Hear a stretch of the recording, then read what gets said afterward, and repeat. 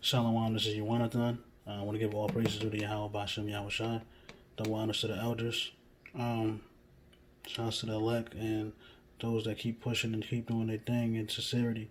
Because that's the key part, sincerity. Um, so I'm looking at John chapter 5. And, I'll be quick. But, this is more or less about faith. But the key point is going to be, well, there's going to be two key points, but verse 14 is going to be the key point. After this, this is John 5. After this, there was a feast of the Jews, and Jesus went up to Jerusalem.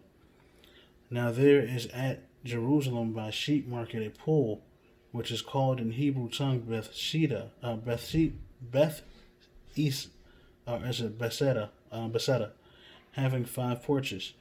In these lay a great multitude of impotent folk, of blind, halt, withered, waiting for the moving of the water. So that's people that's kind of like cripples, things of that nature.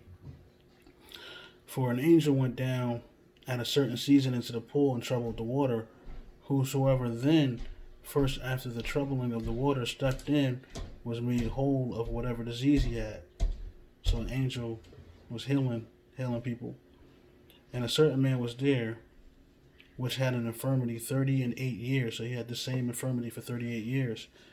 And when Jesus saw him lie, and he knew he had been now a long time in that case, he said unto them, Wilt thou be made whole?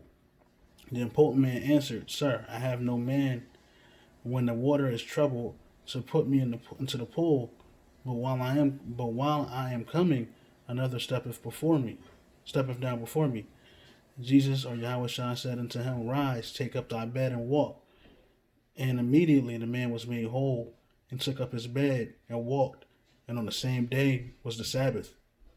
Same day was the Sabbath. The Jews therefore said unto him that was cured, It is the Sabbath day, and it's not lawful for thee to carry thy bed. So that's talking about like the scribes and the Pharisees. And them just being wicked, saying it's not lawful to do good. And he answered them, and he said he that made me whole, the same said unto me, Take up thy bed and walk.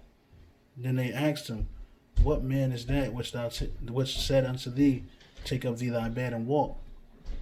And he that was healed wist not who it was, for Jesus had conveyed himself away, a multitude being in that place. This is the key point for me. Afterward, Yahweh Shai findeth him in the temple, and said unto him, Behold, thou art made whole. Sin no more, lest a worse thing come unto thee. And the man departed and told the Jews that it was Jesus or Yahweh Shai which had made him whole. And therefore did the Jews persecute Yahweh Shai and sought to slay him, because he had done these things on the Sabbath day. So they're wicked for that.